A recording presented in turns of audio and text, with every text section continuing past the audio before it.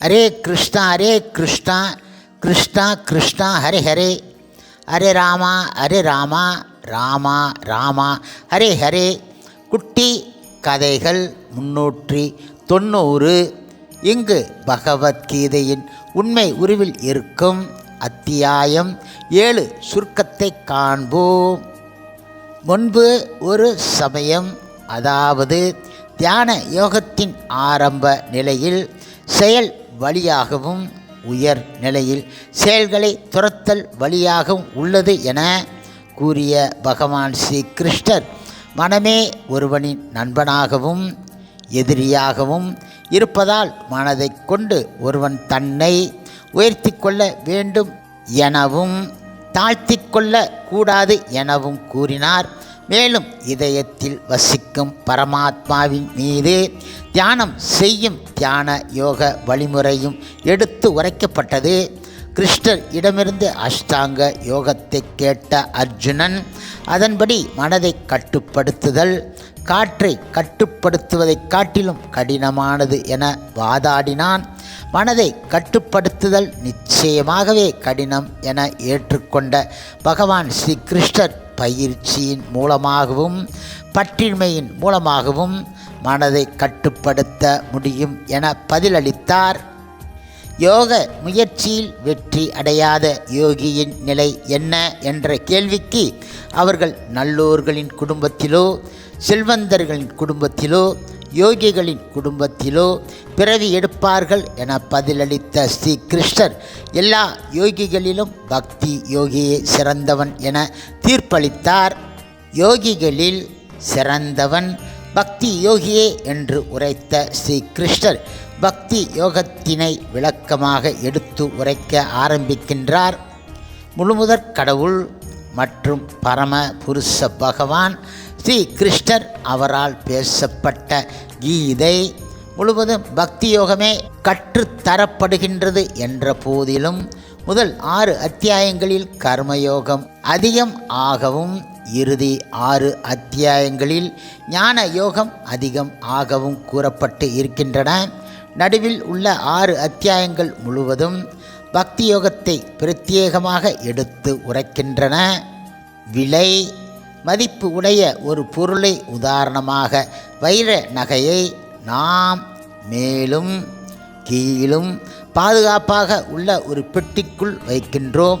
அதுபோன்றே பக்தி என்னும் உயர்ந்த பொக்கிஷம் 7ஆம் அத்தியாயத்திலிருந்து தொடங்கி 12ஆம் அத்தியாயம் வரை மிகவும் விசேஷமாக பேசப்பட்டு இருக்கின்றது.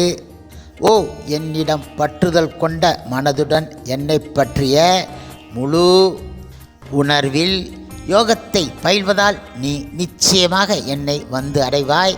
இதற்கான வழிமுறையை தற்போது என்னிடம் இருந்து கேட்பாயாக என 7ஆம் அத்தியாயத்தினை ஸ்ரீ கிருஷ்ணர் தொடங்குகின்றார். பக்தி யோகத்தை எவ்வாறு பயிற்சி செய்து கிருஷ்ணரை அடைவது என்பது குறித்து அறிந்து கொள்ள கிருஷ்ணர் இடமிருந்து அல்லது அவரது பிரதிநிதி இடம் இருந்து கேட்டல் என்பது மிக மிக அவசியம். அவ்வாறு தொடர்ந்து கிருஷ்ணரை பற்றி கேட்பதால் ஒருவனின் இதயத்தில் உள்ள எல்லா மாசுக்களும் களையப்பட்டு அவன் பக்தி தொண்டில் நிலை பெறுவது மட்டுமில்லாமல் ஜட வாழ்க்கை என்னும் பந்தத்தில் இருந்து விடுபடுகின்றான். கிருஷ்ணர் இங்கு பௌதிக உலகம் பற்றிய அறிவையும் தெய்வீக அறிவையும் வழங்குகின்றார். இதனை அறிந்த பின்னர் அறிவதற்கு வேறு ஒன்றும் கிடையாது. கிருஷ்ணரை பற்றிய இந்த உயர் அறிவு அவ்வளவு எளிதில் அடையப்படக்கூடியது கிடையாது. பெரும்பாலும் ஆயிரம் மனிதர்களில் யாரேனும் ஒருவனே பக்குவம் அடைய முயற்சி செய்யலாம். அவ்வாறு முயற்சி செய்வது பக்குவம் அடைந்தவர்களில் யாரேனும் ஒருவரே கிருஷ்ணரே பரம்பொருள் என்னும் உண்மையை அறிந்து கொள்கின்றான். இறை விஞ்ஞானம் என்பது இறைவனையும் அவரது பல்வேறு சக்திகளையும் அறிவதாகும். இறைவனின் சக்திகளில் ஜட சக்தியும் ஜீவ சக்தியும் முக்கிய பங்கு வகிக்கின்றன. நிலம், நீர், நெருப்பு, காற்று, ஆகாயம் ஆகிய பஞ்சபூதங்களும் மனது, புத்தி, அகங்காரம் ஆகிய சூட்சும படைப்புகளும் அடங்கியது இறைவனின் ஜட சக்தி எனப்படுகின்றது. இந்த ஜட சக்தியின் கலவையினால் ஜட உலகத்தில் பல்வேறு படைப்புகள் சாத்தியம் ஆகின்றன. தற்காலிக தன்மையை கொண்ட இந்த ஜடசக்தி கிருஷ்ணரால் படைக்கப்படுவதாகும். இன்றைய விஞ்ஞானிகள் நினைப்பது போல தானாக தோன்றியது கிடையாது. இந்த ஜடசக்தியை காட்டிலும் ஜீவசக்தி உயிர் வாளிகள் ஆகிய ஜீவன்கள் உயர்ந்தது. ஜீவ சக்திக்கும் கிருஷ்ணரே மூலம் என்பதால் ஜீவன்கள் கிருஷ்ணரை சார்ந்தவர்கள். சக்தி எப்போதும் சக்திமானால் சக்தி யாரிடமிருந்து வருகின்றதோ அவரால் கட்டுப்படுத்தப்படுவதைப் போன்று ஜீவன்கள் எப்போதும் கிருஷ்ணரால் கட்டுப்படுத்தப்படுகின்றார்கள். கட்டுப்படுத்தப்படும் ஜீவன்கள் ஒருபோதும் கிருஷ்ணருக்கு சமம் ஆனவர்கள் கிடையாது. இந்த இரண்டு சக்திகளின் ஆதியும் அந்தமும் கிருஷ்ணரே. அவரை காட்டிலும் உயர்ந்த உண்மை ஏதும் கிடையாது. நூலில் கோர்க்கப்பட்டு உள்ள முத்துக்கள் நூலை சார்ந்து இருப்பதைப் போன்று அனைத்தும் கிருஷ்ணரை சார்ந்து இருக்கின்றன. கிருஷ்ணரே பரம்பொருள் என்பதையும் அவரை காட்டிலும் உயர்ந்தவர் யாரும் கிடையாது என்பதையும் இதிலிருந்து தெளிவாக அறியலாம். பகவான் கிருஷ்ணரே எல்லாவற்றின் காரணமாக இருக்கின்றார். மேலும் அவரே எல்லாவற்றின் சாரமாகவும் இருக்கின்றார். உதாரணமாக நீரின் சிறப்பு அதன் தாகத்தை தணிக்கும் சுவையில் இருக்கின்றது. சூரியன் சந்திரன் இவைகளின் சிறப்பு அதன் ஒளியில் இருக்கின்றது. கிருஷ்ணரே நீரின் சுவையாகவும் சூரியன் சந்திரன் இவைகளின் ஒளியாகவும் இருக்கின்றார். மேலும் வேத மந்திரங்களின் ஓங்காரமாகவும் ஆகாயத்தின் சப்தமாகவும் மனிதர்களின் திறமையாகவும் நிலத்தின் நறுமணமாகவும் நெருப்பின் வெப்பமாகவும் உயிர் இனங்களின் உயிராகவும் தவம் புரிபவனின் தவமாகவும் பலசாலியின் பலமாகவும் தர்மத்தின் கொள்கைக்கு விரோதம் இல்லாத காமமாகவும் என எல்லாவற்றின் முக்கிய அம்சமாகவும் கிருஷ்ணரே இருக்கின்றார். இறைவனை நேரடியாக உணர இயலாதவன் அவரை இத்தகு அம்சங்களின் மூலமாக உணரலாம். வாழ்க்கையின் அனைத்து நிலைகளும் சத்வம் ரஜோ தமோ குணங்களால் உருவாகின்றன. இந்த மூன்று குணங்களும் கிருஷ்ணரின் சக்தியால் படைக்கப்பட்டவையே.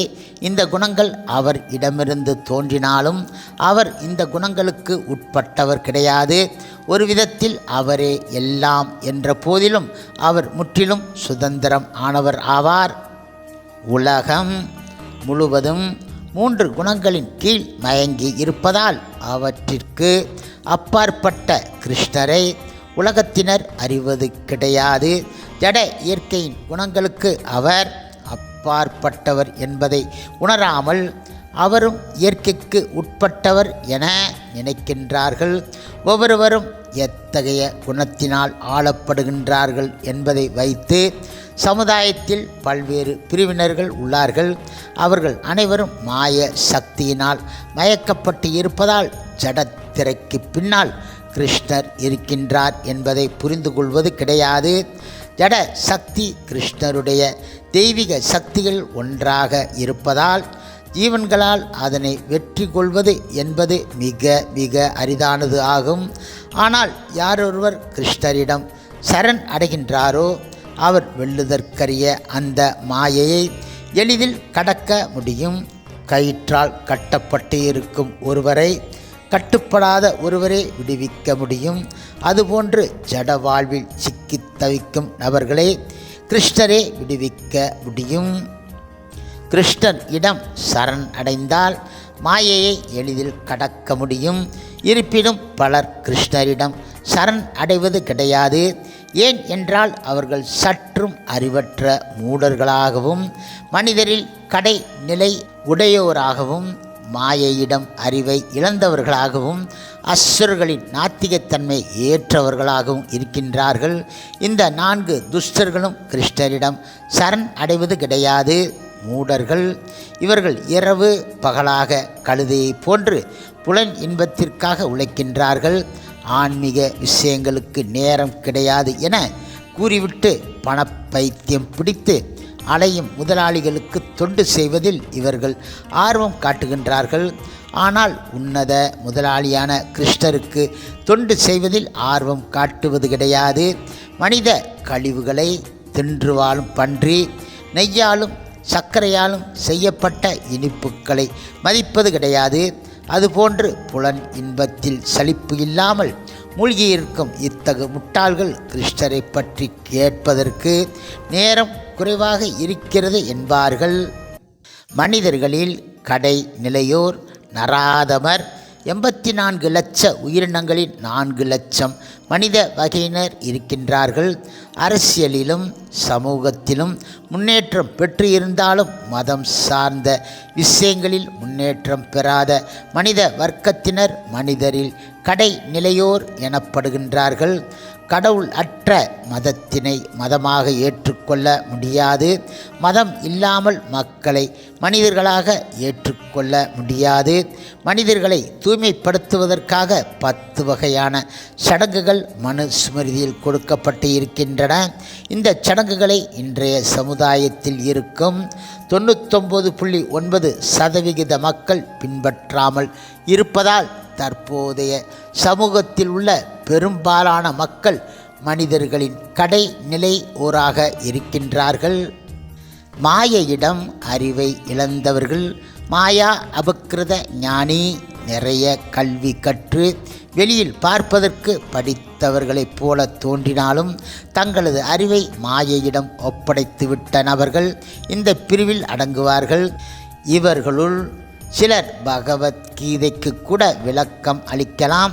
ஆனால் அவர்கள் முறையான சீட பரம்பரையில் வராத காரணத்தினால் பரம்பொருள் அருவமானது எனவும் கிருஷ்ணர் சாதாரண நபர் எனவும் பறை சாற்றுவதை காணலாம். இத்தகு துஷ்டர்கள் தாங்களும் சரண் அடைவது கிடையாது, மற்றவர்களையும் சரண் அடைய அனுமதிப்பது கிடையாது. அடுத்ததாக அசுரர்கள். இவர்கள் வெளிப்படையான நாஸ்திகர்கள். முழுமுதற் கடவுள் இந்த உலகில் தோன்ற முடியாது என நினைத்து அவரை எதிர்த்து பேசுவதையே வாழ்வின் முக்கிய நோக்கமாக கொண்டவர்கள். மேற்கூறிய 4 பிரிவினரால் கிருஷ்ணரிடம் சரண் அடைய முடியாது. இப்பொழுது 4 வகையான துஷ்டர்கள் இருப்பதைப் போன்று 4 வகையான நல்லோர்களும் இருக்கின்றார்கள். இவர்கள் சாஸ்திரங்களின் சட்டம் திட்டம் இவைகளை பின்பற்றி நடப்பதால் இயற்கையாகவே முழுமுதற் கடவுளான கிருஷ்ணரை வழிபடுவார்கள். துன்பத்தில் இருப்பவர்கள், செல்வத்தை விரும்புவோர்கள், கேள்வி உடையோர், ஞானத்தில் சிறந்தவர்கள் ஆகிய 4வரும் பல்வேறு சூழ்நிலைகளின் காரணத்தினால் கிருஷ்ணருக்கு பக்தி செலுத்த வருகின்றார்கள். பக்தி தொண்டின் மூலம் சில பலன்களை அடைய விரும்புவதால் இவர்கள் தூய பக்தர்கள் கிடையாது.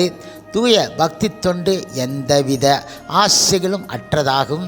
இருப்பினும் இந்த நல்லோர்களுக்கு தூய பக்தர்களின் சங்கம் கிடைத்தால் இவர்களும் தூய பக்தர்களாக மாற்றம் பெறுவதற்கு அருமையான வாய்ப்பு இருக்கின்றது. இந்த 4வரில் நான் இந்த உடல் கிடையாது என்னும் ஞானத்தில் நிலை பெற்றிருக்கும் ஞானியினால் தான் இறைவனின் நித்திய தொண்டன் என்பதை எளிதில் புரிந்து கொள்ள முடியும் என்பதால் மற்றவர்களை காட்டிலும் இவன் சிறந்தவனாக அறியப்படுகின்றான். 4வரையும் உத்தமர்களாக கருதும் இறைவன் ஞானியை தன்னை போல கருதுகின்றார். அத்தகு ஞானி பற்பல பிறவிகளுக்கு பின்பு கிருஷ்ணரே எல்லா காரணங்களுக்கும் காரணமானவர் என்பதை பக்குவமாக அறிந்து தூய பக்தி தொண்டினால் அவரிடம் சரண் அடைகின்றான். அத்தகு மகாத்மா மிக மிக அரிதானவன். தூய பக்தி தொண்டை நேரடியாக ஏற்றுக்கொள்பவன் பற்பல பிரிவுகள் காத்து இருக்க வேண்டிய அவசியம் கிடையாது என்பதை கவனித்தல் அவசியம். இவ்வளவு விளக்கங்களுக்கு பின்னும் சிலர் கிருஷ்ணரிடம் சரண் அடைவதற்கு மறுப்பு தெரிவித்து தேவர்களிடமும் அருவ பிரம்மன் இடமும் சரணடைகின்றார்கள். அதற்கான காரணத்தையும் அவர்களை பற்றிய இதர தகவல்களையும் கிருஷ்ணர் தொடர்ந்து விளக்குகின்றார். ஜட ஆசைகளால் காமத்தினால் அறிவை இழந்த நபர்கள் தேவர்களை சரணடைந்து அதற்கேற்ற நியமங்களை கடைப்பிடிக்கின்றார்கள். ஒருவன் ஜட ஆசை உடையவனாக இருந்தாலும் அவன் வாசுதேவரையே தீவிரமாக வழிபட வேண்டும் என கூறப்பட்ட போதிலும் இவர்கள் உடனடி விளைவுகளை பெறுவதில் ஆர்வமாக இருப்பதால் பல்வேறு தேவர்களை அணுகுகின்றார்கள். பல்வேறு பலன்களை பெறுவதற்கு வெவ்வேறு தேவர்களை வழிபடும்படி வேதங்களில் சிபாரிசு செய்யப்பட்டு உள்ளதை ஏற்று இவர்கள் அத்தகு வழிபாட்டில் ஈடுபடும் போது பரமாத்மாவாக எல்லோரின் இதயத்திலும் வீற்றுள்ள கிருஷ்ணர் இவர்களது நம்பிக்கையை பலப்படுத்துகின்றார். தேவர்களால் வழங்கப்படும் நன்மைகள் யாவும் உண்மையில் கிருஷ்ணரால் வழங்கப்படுபவையே. ஆனால் அற்ப புத்தி உடைய இவர்கள் தொடர்ந்து தேவர்களை வழிபடுவதால் தேவர்களின் உலகங்களுக்கு செல்வார்கள். கிருஷ்ணரை வழிபடுவோர் அவரது தெய்வீக உலகை அடையலாம். தேவர்களை வழிபடுவோரும் பரம இலக்கை முக்தியை அடைய முடியும் என சிலர் கூறுவது உண்டு. ஆனால் கீதையின் கருத்துப்படி அது சாத்தியம் கிடையாது என்பதை இங்கு காண்கின்றோம். உடலுக்கு உணவூட்ட வேண்டுமென்றால் வயிற்றுக்குத்தான் உணவு அளிக்க வேண்டுமே ஒழிய கண்கள் காதுகள் என எல்லா பக்கங்களிலும் உணவை வழங்கினால் அது பயன் தராது. சூரியன் சந்திரன் விநாயகர் போன்றவர்கள் மட்டுமில்லாமல் சிவபெருமான் பிரம்மதேவர் உட்பட தேவர்களை வழிபடுவதால் கிடைக்கப்பெறும் பலன்கள் தற்காலிகமானவை என்று ஆகும். ஏனென்றால் அவர்கள் செல்லும் தேவ உலகமும் அங்குள்ள தேவலோக வாசிகளும் கூட தற்காலிகமானவர்கள் ஆயிற்றே. பகவத்கீதையானது கிருஷ்ணர் என்னும் ஒரு குறிப்பிட்ட நபரால் அர்ஜுனனுக்கு உபதேசிக்கப்பட்டது. இங்கு தானே பரம்பொருள் என்பதை கிருஷ்ணர் பல்வேறு இடங்களில் தெளிவுபடுத்தி இருக்கின்றார். ஆனால் அறியாமையில் மூழ்கியுள்ள சிலர் இறைவனுக்கு உண்மையான உருவம் கிடையாது எனவும் அவர் இந்த உலகில் அவதரிக்கும் போது மட்டுமே உருவத்தை ஏற்று வருகிறார் எனவும் கூறுகின்றார்கள். அத்தகையோர் கீதையில் அபுத்தய புத்தி இல்லாதவர்கள் என அழைக்கப்படுகின்றார்கள். அழிவு அற்ற மிக உயர்ந்த கிருஷ்ணரின் பரம இயற்கையை அவர்கள் அறியார்கள். இவர்கள் வேதாந்த சூத்திரம் உபனிஷதம் என பற்பல சாஸ்திரங்களை படித்தாலும் பக்தி இல்லாத காரணத்தினால் இவர்களால் இறைவனை புரிந்து கொள்ள முடியாது. அருவ பிரம்மன் பரமாத்மா பகவான் என 3 நிலைகளில் பரம்பொருள் உணரப்படுவதாக அறிகிறோம். பரம்பொருளின் இறுதி நிலை பகவான் ஸ்ரீ கிருஷ்ணரே. இதை புரிந்து கொள்ளாத மூடர்கள் கிருஷ்ணரின் உடல் ஜடத்தினால் ஆனது எனவும் அவரது லீலைகள் ரூபம் என அனைத்தும் மாயை எனவும் நினைக்கின்றார்கள். அத்தகு மூடர்களுக்கு அவர் ஒருபோதும் தன்னை வெளிப்படுத்துவது கிடையாது. அவர் தனது அந்தரங்க சக்தியால் தன்னை மறைத்து கொள்வதால் பிறப்போ அழிவோ அற்ற இறைவனை அவர்கள் அறிவது கிடையாது. அறிவு அற்றோர் கிருஷ்ணரை அறிய முடிவது கிடையாது. ஆனால் கிருஷ்ணரோ அனைத்தையும் அறிந்தவர். கடந்த காலம் நிகழ்காலம் வருங்காலம் என அனைத்தையும் அவர் அறிவார். அனைத்து ஜீவன்களையும் அவர் அறிவார். ஆனால் அவரை முழுமையாக அறிந்தோர் யாரும் கிடையாது.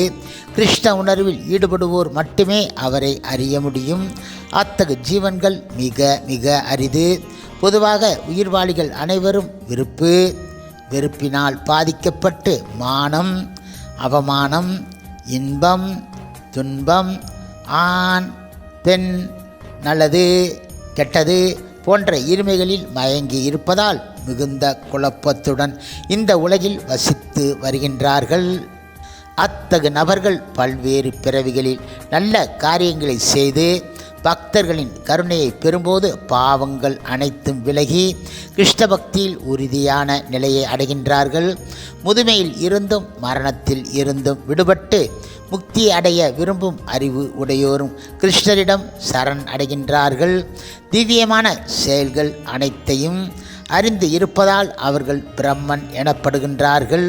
மேலும் ஜட இயற்கை தேவர்கள் யாகங்கள் என எல்லாவற்றையும் ஆளும் பரமபுருஷராக கிருஷ்ணரை அறிந்து அவரிடம் பக்தி செய்பவர்கள் வாழ்வின் இறுதி கட்டத்தில் அவரையே நினைத்து அவரை அடைகின்றார்கள்.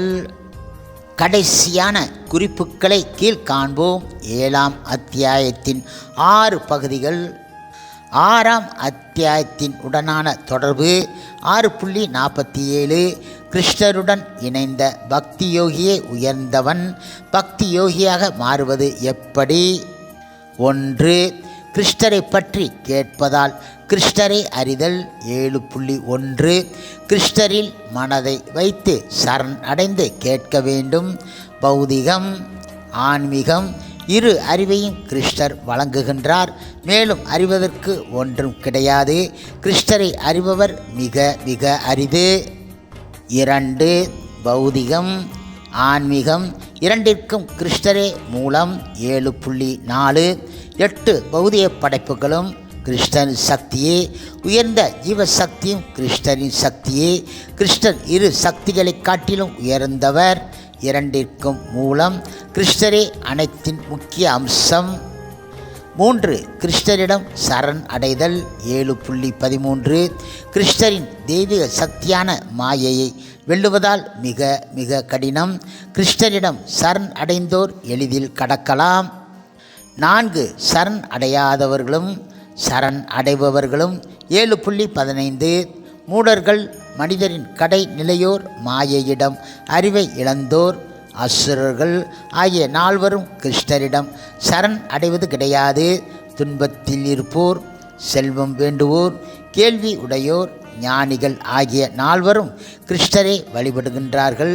ஞானியே சிறந்தவன். பற்பல பிறவிகளுக்கு பின்பு முற்றிலுமாக கிருஷ்ணரிடம் சரண் அடைகின்றான். அத்தகு மகாத்மா மிக மிக அரிது. 5 தேவர்களை வழிபடுவோர் அருவவாதிகள். 7.20 குறை புத்தி உடையோர் தேவர்களை வழிபடுவார்கள். கிருஷ்ணரே பலன்களை வழங்குகின்றார். ஆனால் தற்காலிகமானது பரம்பொருள் அருவமானது என்போர் பெரிய முட்டாள்கள். கிருஷ்ணர் தன்னை அவர்கள் இடமிருந்து மறைத்து கொள்கின்றார். 6 மயக்கமும் முக்தியும். 7.26 கிருஷ்ணர் அனைத்தையும் அறிந்தவர். வெறுப்பின் இருமையினால் ஜீவன் துன்பப்படுகின்றான். பற்பல பிறவிகளில் நல்ல செயல்கள் செய்தோர் உறுதியான பக்தி தொண்டை அடைய முடியும். ஹரே கிருஷ்ணா ஹரே கிருஷ்ணா கிருஷ்ணா கிருஷ்ணா ஹரே ஹரே ஹரே ராமா ராமா ராமா ஹரே ஹரே. ஷில பிரபுபாதரின் சேவையில் இஸ்கான் பக்தர்கள்.